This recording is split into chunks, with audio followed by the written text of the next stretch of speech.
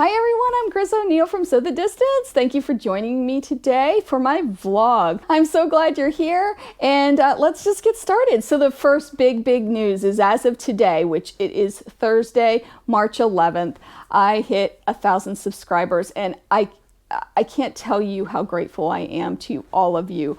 I started this endeavor back in September. Many of you know that I'm a former teacher, and I left teaching to move to Pennsylvania, and also partially because of the pandemic. So when I started this, it was really for something to fill my days, and it's been a dream of mine to just kind of get started with quilting as a business. And I can't believe that in 6-7 months that I've come this far. It's been so rewarding and so wonderful, and it's great to be home and to be able to do this and to be able financially to have the freedom to take this year and do this and decide if this is what I want to do or if I want to go back to teaching. We'll see. Anyway, I want to thank you so much. I'm hoping to do a giveaway at some point. However, when I started looking into it, there's a lot of rules with YouTube, and there's a lot of rules with the state of Pennsylvania that I have to follow. So I'm still sorting that out and trying to figure exactly out how to do a giveaway. It may or may not happen. I'm not sure. But anyway, I just thank you. I can't tell you how grateful I am to all of you. And the next thing I wanted to talk to you about was a sewing room update. So my desk is here along with a filing cabinet and a shelf. It is in the garage. Hopefully tonight we will be putting it together. Hopefully it's not damaged, and we can put it together and it'll be great, and I'll highlight that next week on my vlog. Also, we don't have a door yet. They keep pushing back the date. So right now they're saying it's going to be here on Monday. Let's hope so. We have been waiting for a dishwasher that they keep telling us week to week is going to be here the next week, and now they're saying it's the end of April. So I have very little faith that this door will be here on Monday, but hopefully it will, and I'll be able to show you that next week as well. I did get blinds. They're all installed. My husband put them up this week, which is great. And I do have a guy coming next week to talk to us about lighting. This room that I'm in, it has cathedral ceilings, which is wonderful. I'm not complaining, but there's one tiny light in the middle of the ceiling of this big room, and the lighting in here is just terrible. So we're going to work on some solutions for that. That should help with my video lighting and also allow me to sew after dark. So those are my updates so far on the sewing room. It's coming along slowly but surely, and I'm sure going to be incredible when it's done.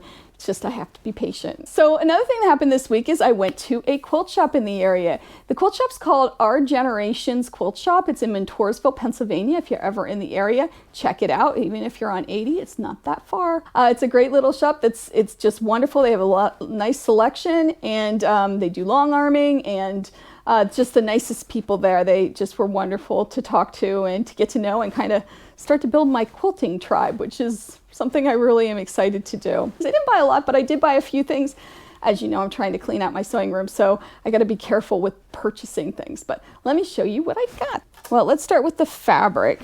So I got this 3-yard bundle of fabric, and it goes with this book, Quick as a Wink 3-Yard Quilts.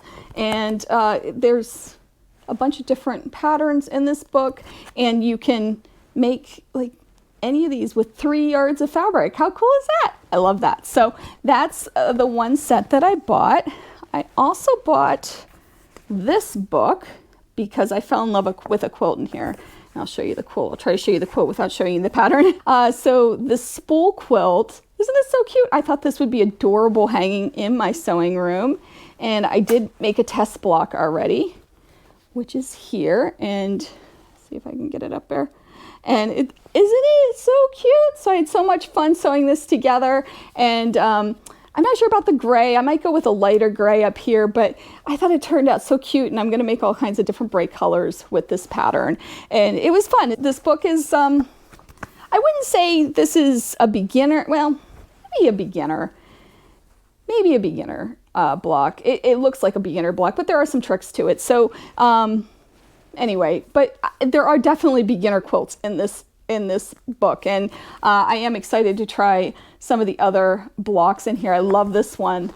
This one to me would be a really cute, like, I don't know, it reminds me of summer and picnics or something like that. I love that too. So there's a few other ones in here that I absolutely adore too. So that was a fun book that I got.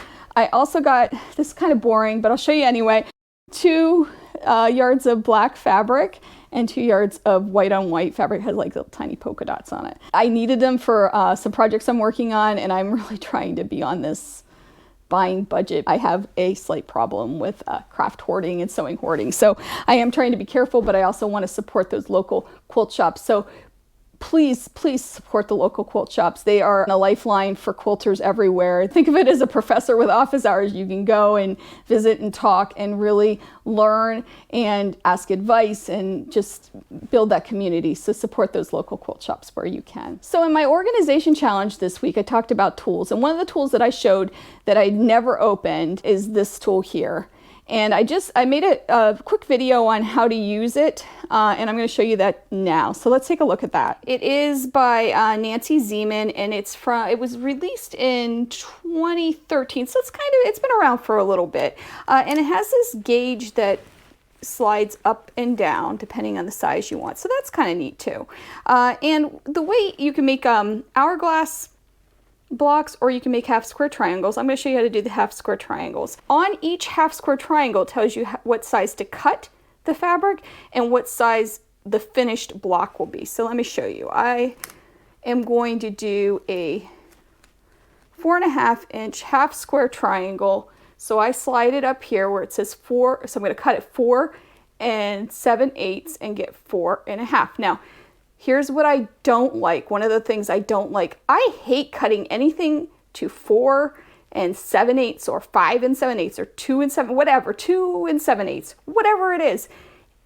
To me, it's not worth it. You know, I cut to the full amount because it's easier to cut than finding that itty bitty tiny 1/8 of an inch and cutting that off. So I don't particularly love that part of this, okay? But I did it, for YouTube, for you all, and I bit the bullet and I cut it to 4 7/8, and I have 2 squares here that I did that with. So I'm going to show you how this works. You're going to put right sides together, okay? And since I have this gauge locked into place here, I'm just going to line it up, and I would use a pencil instead of a pen, but I want to show you how it works with the pen, okay? So I line this up, and then you're going to mark right in here.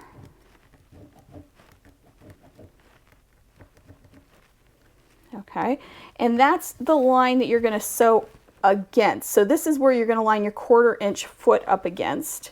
So you're going to sew a 1/4 inch over here. Now I would normally use pencil or a marking pen that would go away, but I do want you to see it. So you're sewing a 1/4 inch away from this. Now, the one thing I don't like about marking this is that you need a point like this. This I got at the Dollar Tree. You need a point that's going to fit in here nicely. Some of the pens and some of the chalk markers I have do not. So that was a problem. Anyway, so we're going to take this to the sewing machine, and we're just going to sew 1/4 inch on each side. And I'll show that here. Overall, it's a really cool tool in that it really lines everything up, because there's other things, and I'll show you another one that I have that I don't like as much, and that's this one. And I think, I'm not sure who, Fawns and Porter maybe put this out a long time ago. It's pretty rough, it's in rough shape. But this one, you have to line up that corner, and then you kind of have to eyeball it and get it in that corner, and it doesn't seem to always stay in place, and I have a lot of surface area to hold it when I'm marking it, but it's the same concept that you would mark in here. So this I like better for marking. I think it really works out well. Unfortunately, with this tool, you do have to cut at 4 7/8, and I'm not a fan of doing that. Now, maybe I'll have to just bite the bullet and get good at it, because it is kind of cool that it does this. And when you have the finished product, it does measure 4.5, just like the instructions say it will. And it's pretty dead on. Let me get to the middle here where it is 4. It's pretty dead on. So it does do a nice job. You know, is it a tool I'm going to keep? Probably. It's probably actually one of those tools that's going to sit. I don't know that I'll be gravitated towards this, but maybe I will. Maybe I'll just get over that whole, 7/8 of an inch cutting. I just realized as I was editing this video to go up today that I forgot to mention one of the most important parts of this tool, and that is after you're done sewing a 1/4 inch on each side of this line, you are going to cut it apart on that line, and then you're going to open it and press to make those blocks. So I'm so sorry I forgot to add that. The other thing I want to show you is lock blocks, which I love these. So I think this is the biggest size I have. But what's cool about these is there's a ridge here and it locks right onto your block. So you can make this smaller. They make these bigger that I could do a 4.5 inch. I don't have the bigger one, but then you can trim it down all the way around and you get your half square triangles that way. That's a cool tool. This one I don't like at all, but I don't know, I probably should get rid of it because I don't like it at all. The other option always is just to put a ruler long ways on here and mark it that way. It's a neat tool. It does hold everything together, which I like. So I don't know. Anyway, it'll probably stay in my tool drawer, and maybe I'll revisit it in a month or two to see if I've used it. And if I haven't used it, maybe at that point I'll get rid of it. The last thing I want to talk to you about is my latest project, which is this crazy quilt. So I finally finished the blocks. There are 25 blocks in all.